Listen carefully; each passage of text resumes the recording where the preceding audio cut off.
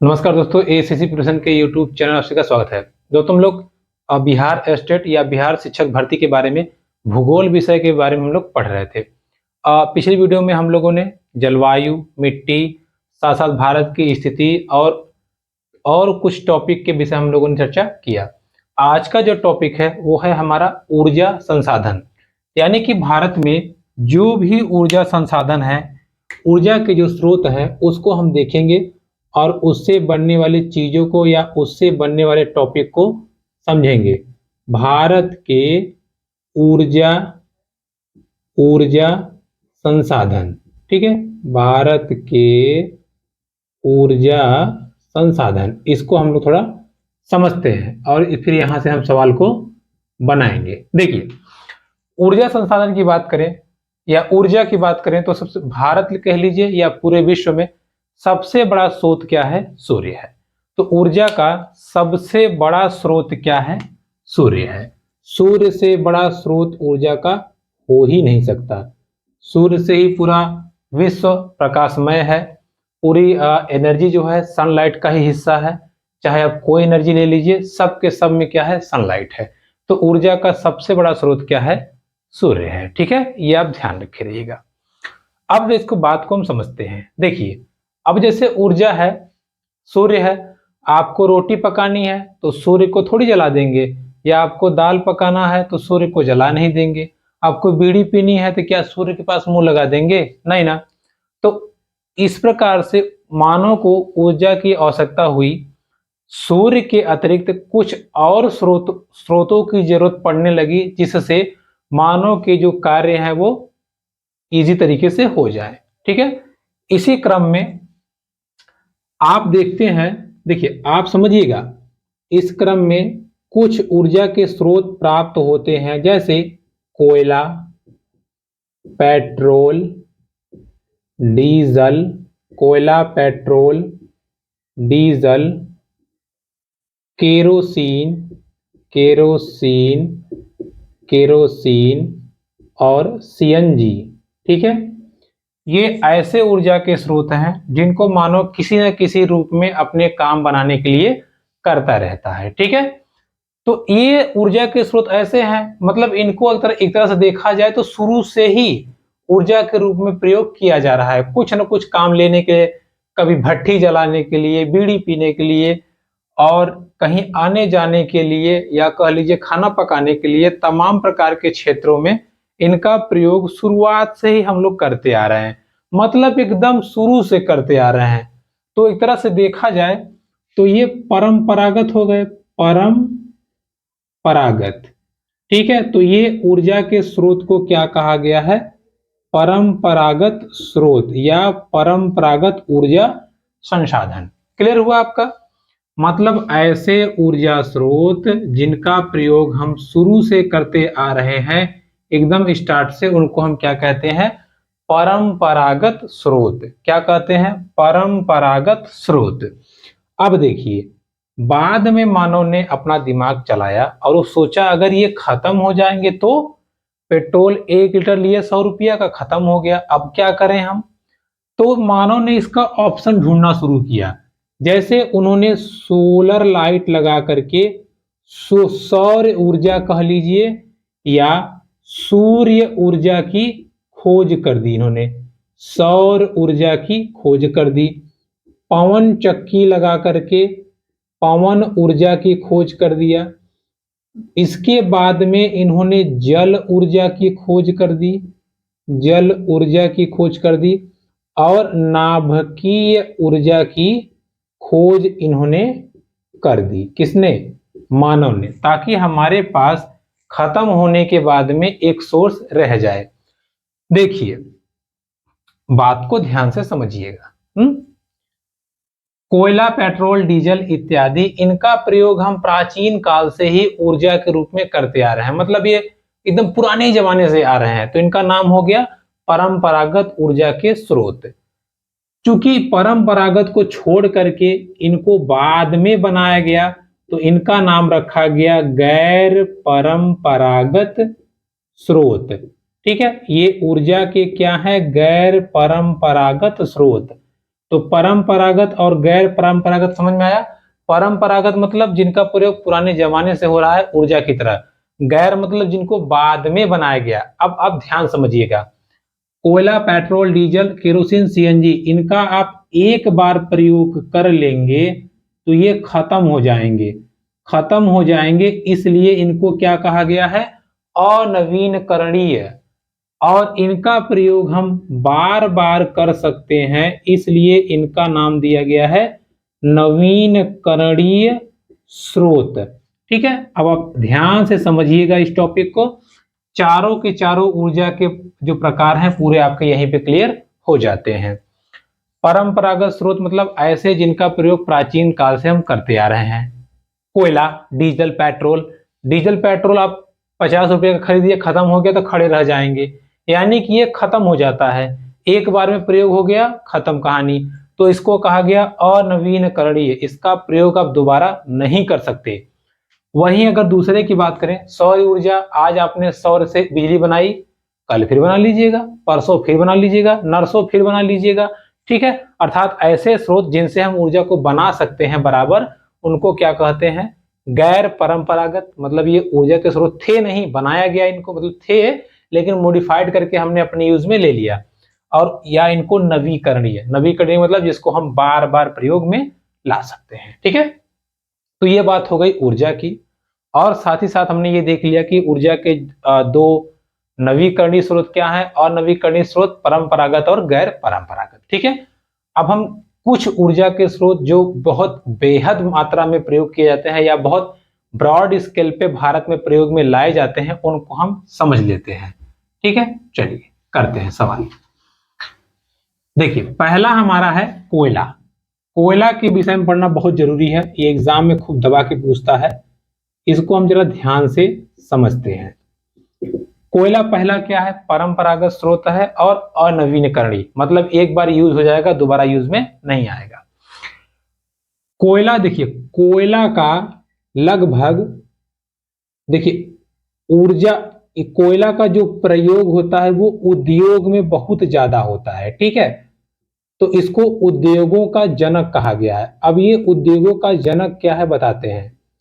Factory में या कारखानों में कोयला का प्रयोग बहुत धड़ल्ले से होता है। ठीक है, बहुत धड़ल्ले से होता है। किसका प्रयोग, कोयला का। कोयला का प्रयोग बहुत धड़ल्ले से होता है, किसमें, किसमें भैया, फैक्ट्रियों में। ठीक है, समझिए ये भारत की जो आवश्यकताएं हैं ऊर्जा के क्षेत्र में, लगभग 35% हिस्सा यही पूरा करता है। कोयला ही 35% हिस्सा पूरा करता है। और ये सबसे ज्यादा दामोदर नदी घाटी में पाया जाता है। मतलब जो दामोदर नदी घाटी का क्षेत्र है उस एरिया में ये सबसे ज्यादा देखने को मिलता है। हालांकि सोन नदी घाटी में भी है और महानदी में भी है, लेकिन दामोदर नदी घाटी में सबसे ज्यादा मात्रा में हमारा कोयला देखने को हमें मिल जाता है। क्लियर हो गया, समझ लेते हैं, फिर हम आपको और बताते हैं। देखिए, इस प्रकार देखा जाए तो झारखंड का झरिया, झारखंड का झरिया, झरिया जो कोयला खदान है, यहां से सबसे ज्यादा कोयला हमें देखने को मिलता है।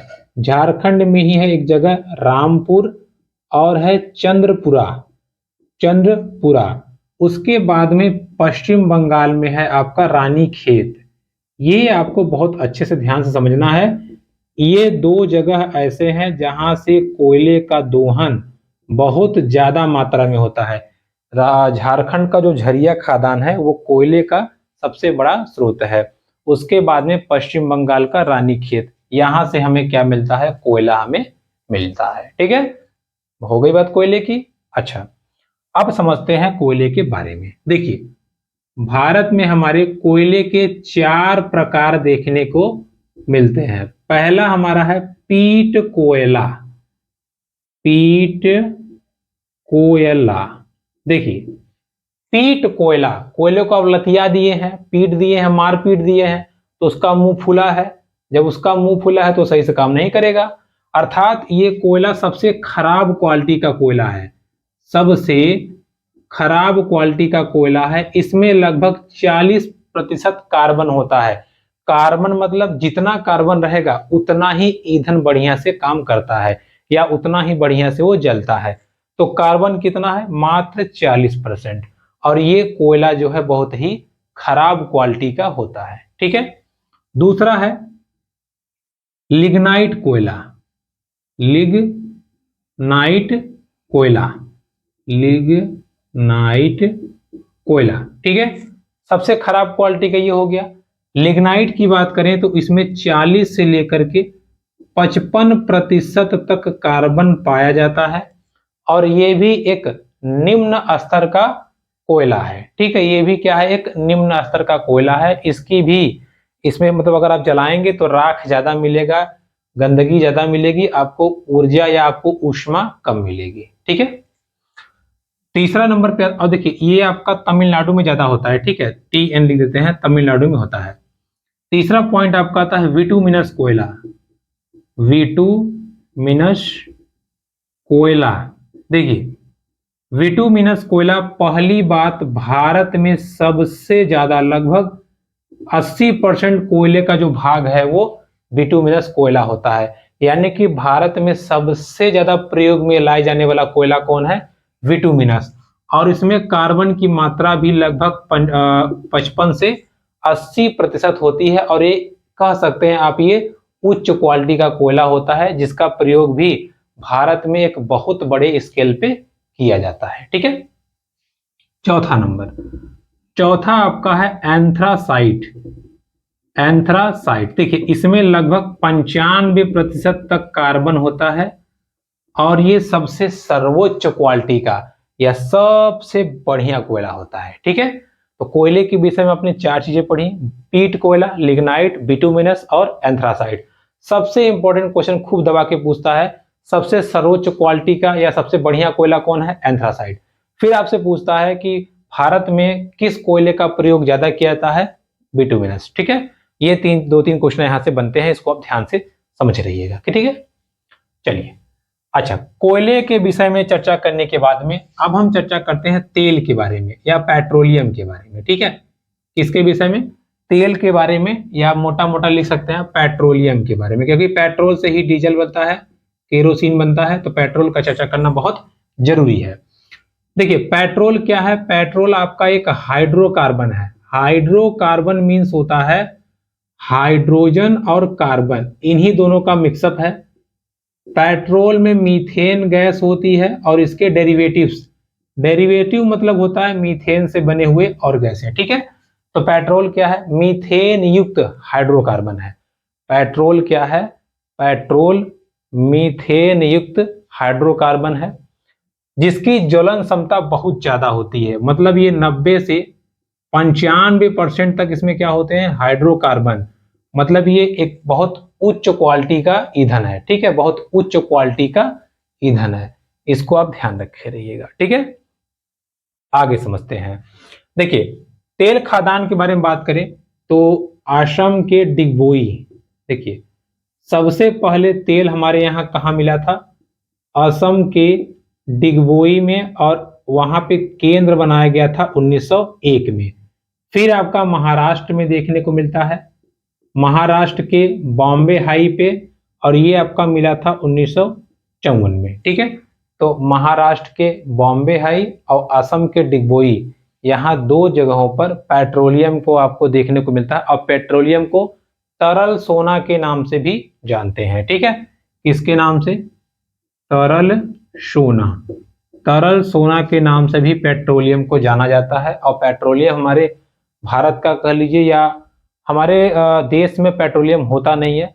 भारत का एक बहुत बड़ा अमाउंट पेट्रोलियम को खरीदने में जाता है, यानी कि इसका आयात भारत में बहुत ज्यादा है। ठीक है, आयात मतलब जब हम पेट्रोल खरीदते हैं तो उसको बोलते हैं आयात। हमारे देश का एक बहुत बड़ा अमाउंट इसको आयात करने में चला जाता है।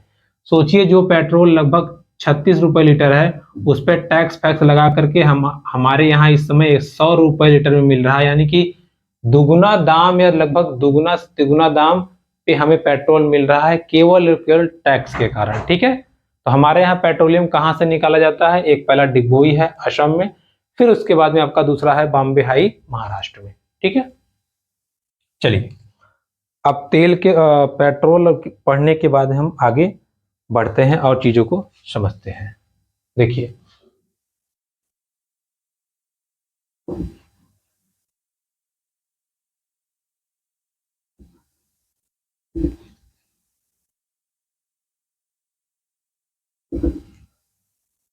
देखिए पेट्रोल के बाद हमारा आता है CNG। देखिए सीएनजी क्या है? Natural gas.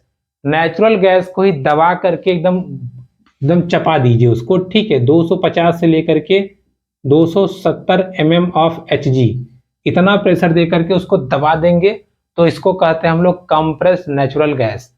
और कंप्रेस्ड नेचुरल गैस जो होता है वो ब्यूटेन आइसोब्यूटेन का ये डेरिवेटिव होता है, और इसमें आप कह सकते हैं एकदम ये पर्यावरण के लिए लाभदायक गैस होती है। कौन सी? सीएनजी। और सीएनजी का पूरा नाम है कंप्रेस्ड नेचुरल गैस। सीएनजी प्रदूषण न के बराबर करती है। सबसे अच्छा ऊर्जा का स्रोत कौन है? सीएनजी है, ठीक है। चलिए देखिए अब बस ऐसे ही छोटी छोटी चीजें हैं जो आपको जानना है और एग्जाम के पॉइंट ऑफ व्यू से आपका आंसर निकाल लेना है, ठीक है। देखिए इसके बाद बात आती है पवन ऊर्जा की।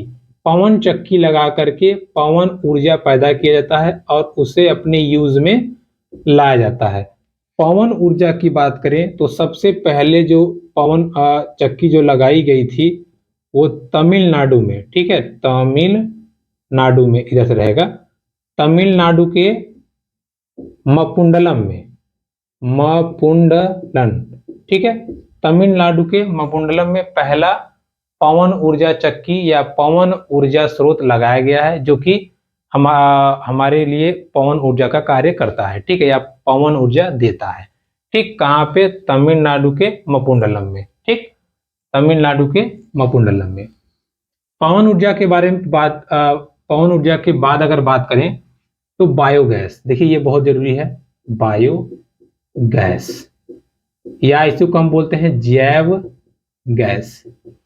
देखिए बायोगैस और जैव गैस का मतलब ये है वनस्पतियों से, जीवों से, उनके सड़ने गलने से जब हमें कोई ऊर्जा का स्रोत मिलता है या ऊर्जा मिलती है तो उसको हम कहते हैं बायोगैस। क्या कहते हैं? बायोगैस, ठीक है, बायोगैस। अब देखिए बायोगैस को ध्यान समझते हैं।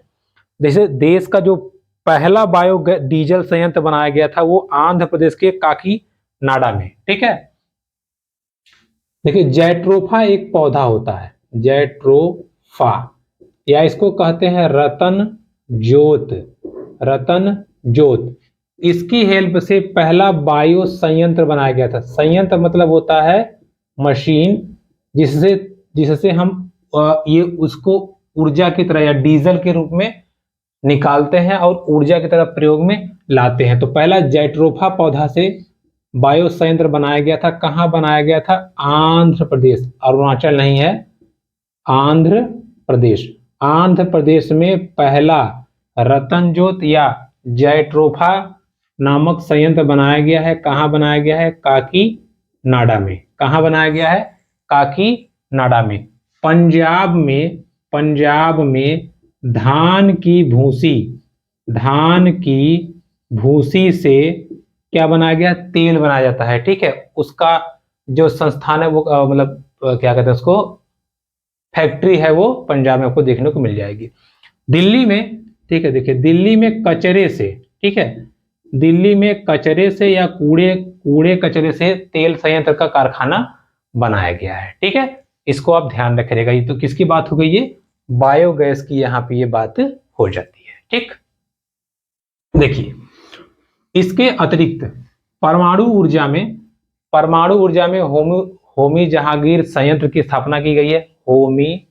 Doctor Homi Jahangir Bhabha research centre के थ्रू ऊर्जा का स्रोत, परमाणु ऊर्जा का स्रोत बनाया जाता है। जैसे परमाणु ऊर्जा में रेडियम, थोरियम, बेरिलियम, ये बहुत बड़े बड़े एटम्स है जो रेडिएशन के थ्रू इनसे ऊर्जा एक्सट्रैक्ट की जाती है और अपने प्रयोग में लाई जाती है। 1948 में होमी जहांगीर भाभा रिसर्च सेंटर में इन तत्वों की मदद से ऊर्जा का दोहन किया जाता है, ठीक है। तो ये हो गई परमाणु ऊर्जा के बारे में। अब देखिए छोटी छोटी चीजें और हैं, जैसे ऊर्जा के बारे में भूतापी ऊर्जा है। भूतापीय ऊर्जा मतलब जमीन से जो ऊर्जा मिलती है उसको हम क्या कहते हैं, उसको हम कहते हैं भूतापीय ऊर्जा। ठीक है, क्या बोलते हैं, भूतापीय ऊर्जा। फिर जैसे जल से, अगर आप किसी प्रकार से जल से ऊर्जा निकाल ले रहे हो, किससे, जल से, जल से, ठीक है, तो उसको बोलते हैं जल विद्युत ऊर्जा। जल विद्युत ऊर्जा, जल विद्युत ऊर्जा संयंत्र जो लगाया गया है वो पश्चिम बंगाल में जल संयंत्र विद्युत ऊर्जा केंद्र बनाया गया है, और ये कहाँ है आपका, दार्जिलिंग में। ठीक है, कहाँ है आपका भैया, दार्जिलिंग में। ठीक है, दार्जिलिंग में प्रथम जल विद्युत ऊर्जा केंद्र लगाया गया है। ठीक है, देखिए वीडियो जो है थोड़ा सा हमें फास्ट चलना पड़ रहा है क्योंकि टाइम कम है, आपका टाइम कम है, थोड़ा सा ये कवर हो जाए। तो ये आपका जो टॉपिक था जल संसाधन, हमने लगभग आपको कवर कर दिया एग्जाम के पॉइंट ऑफ व्यू से। तो आज का टॉपिक हमारा यहीं समाप्त होता है। वीडियो पसंद है तो please like, comment, subscribe and channel. धन्यवाद।